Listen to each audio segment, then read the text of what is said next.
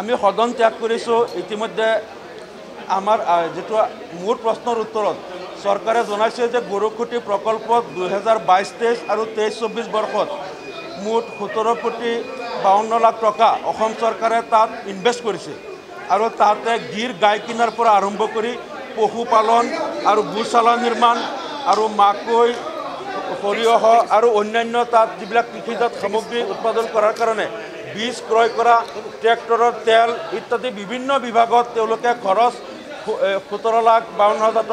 17 কোটি 52 লাখ টকা তেওঁলোকে দেখুৱাইছে। কিন্তু যেটো ইনকাম আহিল তাৰ পৰা দেখা গ'ল প্ৰথম বছৰ 2022-23 বৰ্ষত 97 লাখ টকা আৰু 2023-24 বৰ্ষত 1 কোটি 60 লাখ টকা তাৰ পৰা ইনকাম আহিছে। এতিয়া দেখা গ'ল 2 বছৰত প্ৰায় 18 কোটি টকা অসম চৰকাৰৰ বাজেটৰ পৰা খৰচ হ'ল আৰু তাৰ পৰা মাত্ৰ 2 কোটি 57 লাখ টকা ইনকাম আহিল। এই যে বাকী 14 কোটি 88 লাখ টকা লছ হ'ল আৰু এইটো অসম চৰকাৰৰ বাজেটৰ পৰা আমাৰ ৰাজকোষৰ পৰা এই টকা লছ হ'ল। একমাত্ৰ আক্ৰোশমূলকভাৱে তাত 70-80 বছৰ ধৰি বসবাস কৰি থকা এটা জনগোষ্ঠীক তাৰ পৰা উচ্ছেদ কৰাৰ কাৰণে চৰকাৰে এইটো আক্ৰোশমূলক এটা প্ৰকল্প তাত ধৰিছিল গৰুখুঁটি প্ৰকল্প আৰু তাত অসমৰ বাজেটৰ পৰা ৰাজকোষৰ ধন তাত 18 কোটি টকা খৰচ কৰি মাত্ৰ 2.5 কোটি টকা তেওঁলোকে 2 বছৰত ৰিটাৰ্ণ পালে আৰু বাকী 14 কোটি 88 লাখ টকা তাত লছ হ'ল।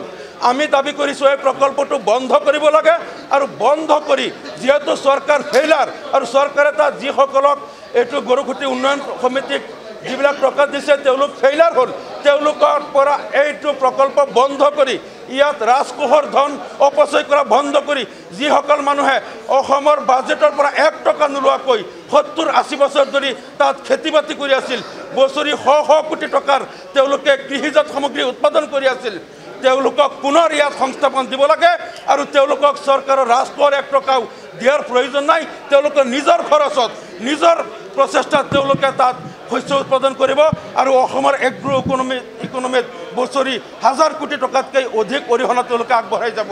এই তেওঁলোকে আক্ৰোশমূলকভাৱে সাম্প্ৰদায়িক নীতিৰে এটা জনগোষ্ঠীক উচ্ছেদ কৰি ৰাজকোষৰ পৰা যে ইয়াত প্ৰত্যেক বছৰ কোটি কোটি টকা অপচয় কৰি আছে এইটো আমি বন্ধ কৰিবলৈ দাবী জনাইছোঁ। একমাত্ৰ সাম্প্ৰদায়িক নীতিৰে এটা জনগোষ্ঠীক বঞ্চিত কৰাৰ কাৰণে ৰাজকোষৰ ধন অপচয় কৰা কোনো পৰ্যায় নচলিব। আমি অসম বিধানসভাত আমি চৰকাৰৰ প্ৰশ্নৰ উত্তৰত এই কথাটো আমি এই দয়নীয় অৱস্থাটো দেখা পাই প্ৰতিবাদ কৰিছোঁ বন্ধ কৰিবলৈ দাবী জনাইছোঁ।